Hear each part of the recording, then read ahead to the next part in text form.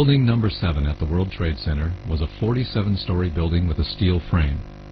No airplane crashed into it, nor did the towers fall onto it. However, this building disintegrated on September 11th. This satellite image shows the World Trade Center about a year before the attack. Building 7 is the tall building at the top. Building number 1 is the North Tower. No warning signs that I'm aware of. And it was a revelation that the White House had no intention of making public. President Bush was told in August that Osama bin Laden might be planning an attack involving a hijack. Could have predicted. Nobody in our government, at least. August 6th I believe the title was Bin Laden Determined to Attack Inside the United States. 70% of family members' questions were never answered during the 9/11 Commission report. Hamilton and Thomas Keane said they were set up to fail. I mean, I remember the commission. It's a scam. It's absolutely disgusting. The questions, Mr. President. The questions.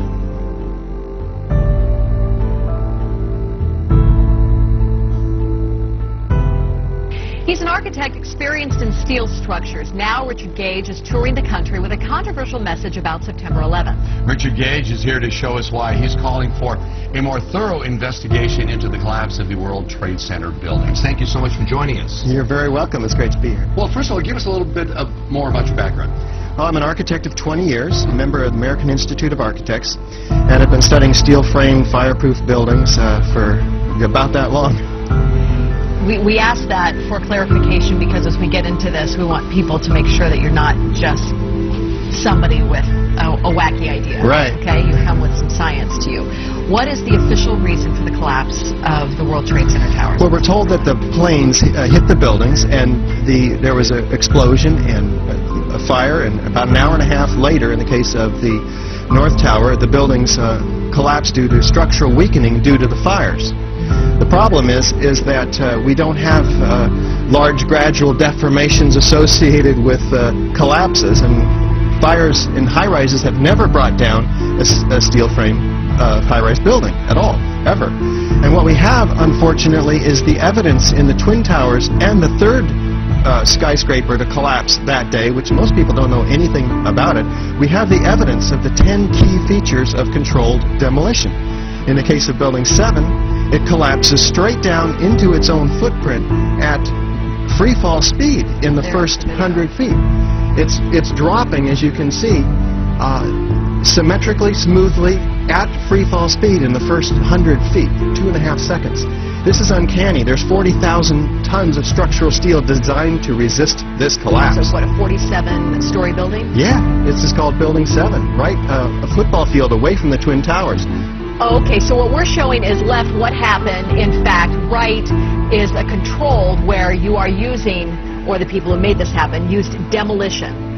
Indeed, and this is a direct comparison. And you can see that, indeed, almost free fall speed, free fall acceleration through 40,000 tons of structural steel. That is uncanny. So we have 700 architects and engineers demanding a new investigation as a result of this evidence and the evidence in the World Trade Center. That is very explosive. Almost every architect and engineer we show this information to agrees with us that these are controlled demolitions. If we can get them to look at the information, because obviously the implications of a controlled demolition are dark for our country, because that means somebody besides Al-Qaeda was involved, because these have to be easily 3 of the most highly secure buildings outside the Pentagon. The North American Aerospace Defense Command is charged with defending North America's airspace. On the morning of September 11th, 2001, Vice President Dick Cheney was in control of NORAD. This was the first time in U.S. history that a president or vice president was in direct control of the military agency. NORAD was founded in 1957, and generals always had the power to shoot down or intercept hijacked aircraft.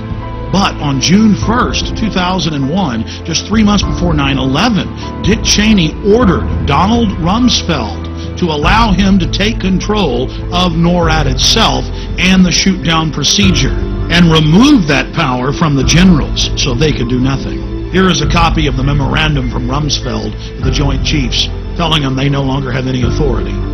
An Associated Press article in August of 2002 reported that the CIA just so happened to be running a drill on the morning of 9/11 of flying jets in the World Trade Center and Pentagon. Then senior FAA officials ordered air traffic controllers to shred the tapes from 9/11 in violation of federal law.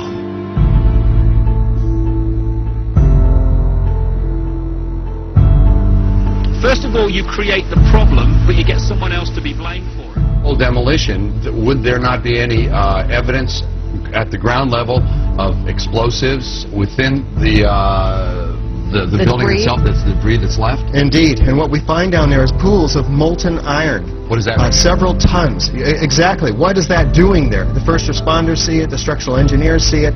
It's documented by FEMA, the melting of steel. Normal office fires is what's supposed to have brought these buildings down, along with jet plane impacts. The jet fuel and office fires don't produce molten iron or molten steel. It doesn't begin to melt until 3,000 degrees.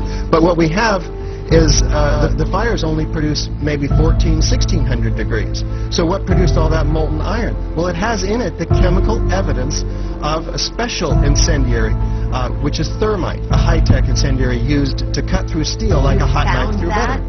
Indeed, in all of the dust throughout lower Manhattan, we have a 4 to 6 inch thick layer of this dust, and throughout it we have evidence of tiny spheres, billions of them, several tons of previously molten iron. Well, how does that happen?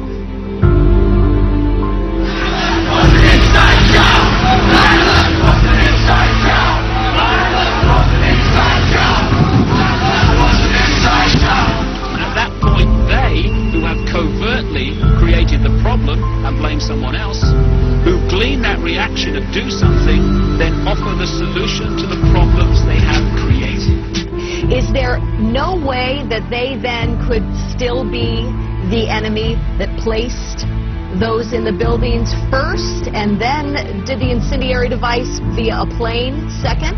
Right. Well, what you have to ask is who had access to the buildings? Did Al-Qaeda have access to these highly secure buildings? Probably not. Did they have access to sophisticated nanothermite, where the particles are 1,000 times smaller than a human hair? Probably not. Somebody else has to be investigated, and that's why we have 700 architects and engineers demanding a real investigation. People of the United States and the world demand the truth, sir. We have to continuously ask questions. That's what a patriot does. That's what a true American does. We ask questions. You, sir, have the power as well as the responsibility to initiate a truly independent congressional investigation into the events of 9/11 as well as its aftermath. We want our country back, Mr. President. Therefore, I'm not just calling on you and your team. I'm calling on each and every American citizen to wake up, stand up, and demand the truth. We are